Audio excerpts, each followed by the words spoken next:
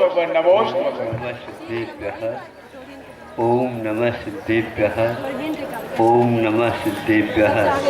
अहिंसा परमो धर्म की। आचार्य गुरुवर श्री कुंद कुंद भगवान की। आचार्य गुरुवर श्री ज्ञान सागर मुनि महाराज की। आचार्य गुरुवर श्री विद्यासागर जी महामुनि राज की।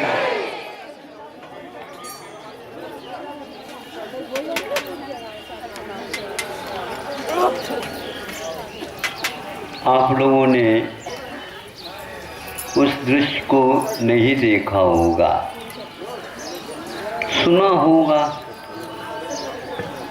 किसी के मुख से।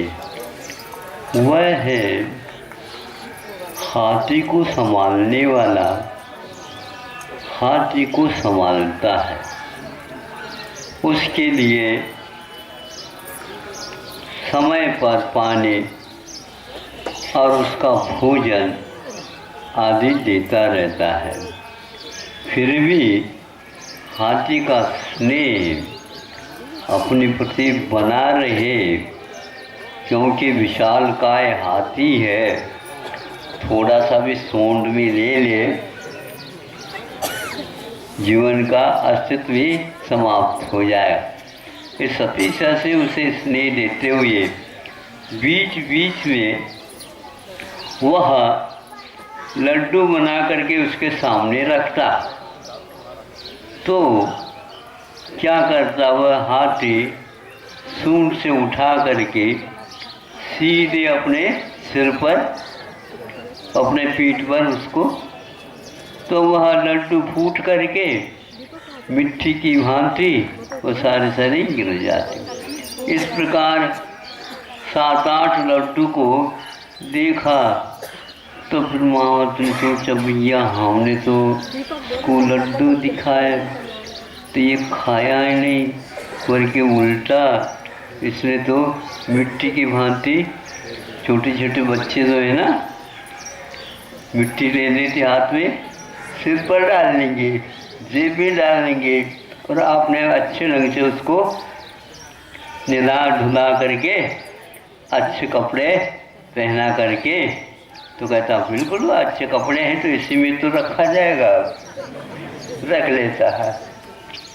ज्ञान नहीं है, अरे ज्ञान नहीं, लड़के को अब समझदार बनाना पड़ेगा, अन्यथा यह गड़बड़ होगा।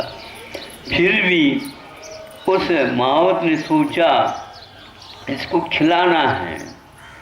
बहुत प्रेम था हाथी के प्रति उसका, तो उसने सोचा कि आज घास में, उसी रंग के घास में उन लड्डू को एक पेंड में एक 2-2 लड्डू इस रंग से रख करके, तो फिर उसने वो पेंड को उठा दी, खा लिया, और समझता है कि आज के घास में काफ़ी मीठी है, ऐसा अनुभव करता। पूरा जितना था सब खिला दिया। उद्देश्य तो पूर्ण हुआ, लेकिन फिर भी ये स्वाद कहाँ से आया है उसको ज्ञात नहीं। कोई बात नहीं, घास में से ही सही स्वाद तो आ गया उसके पेट में, तो वो पहुँच गया। सुन रहे हैं? उसी प्रकार हम भी नहीं समझे। अब सारे शास्त्र की बातें तो कह नहीं सकते आप लोग, महाराज ये तो आपके लोगों की लानी है हम लोगों के लिए तो है ही नहीं। हम लोगों की वो बात बताया करो ताकि हम उस हाथी के पास भांति कुछ खा सके। है तो ये घास ही समझ करके हम खा ले, कोई बात नहीं, घास ही समझ के। लेकिन महाराज जी ने घास खिलाया, इसलिए घास में बहुत मीठापन है।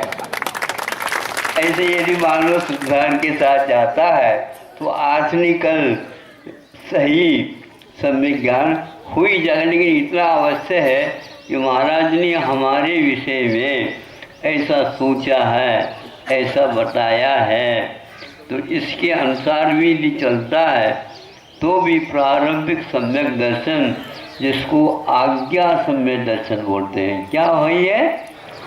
आज्ञा। छोटा बच्चा है, कुछ जानता नहीं, तो बेटा हम जैसे कहते हैं उसके अनुसार सुना करो और किया करो, हाउ कहा करो, तो हाउ कहलाते हैं। धीरे धीरे वो हाउ कहना सीख लेता है, क्या कहने पता है, लेकिन वह धीरे धीरे बड़ा हो जाता है। उस हाउ के बीच में कितना अर्थ छुपा हुआ है उसको ज्ञात होता। बाद में पूरी बताने की बात नहीं होती।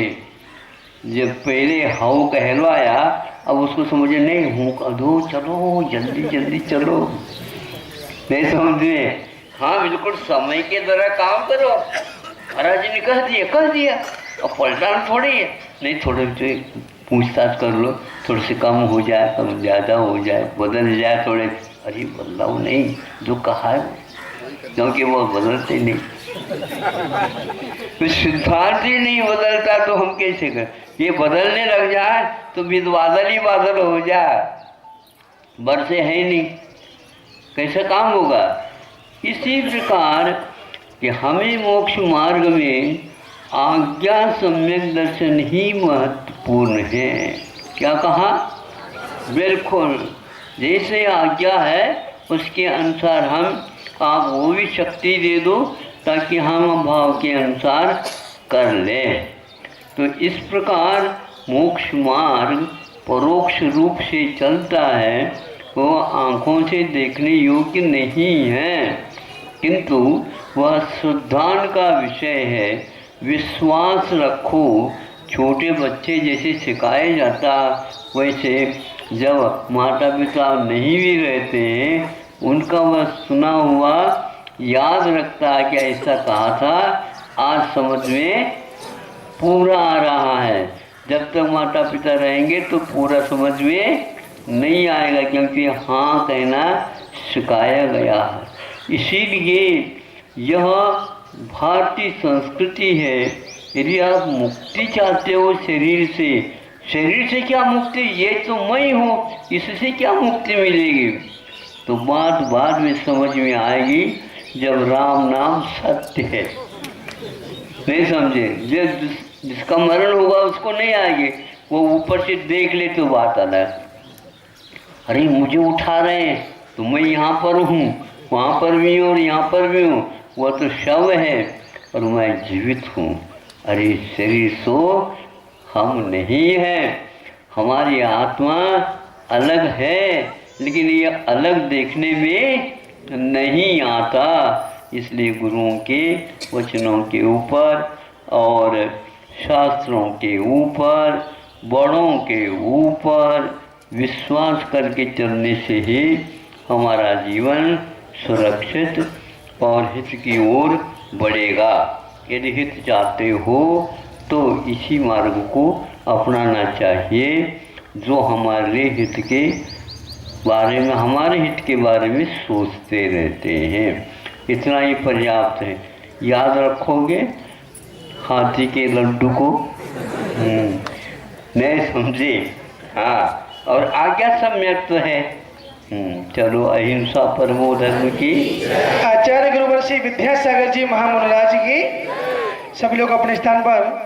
सुत्ती वाले निकल जाओ, पहले आएंगे, पेंट शर्ट वाले पीछे रहेंगे अभी।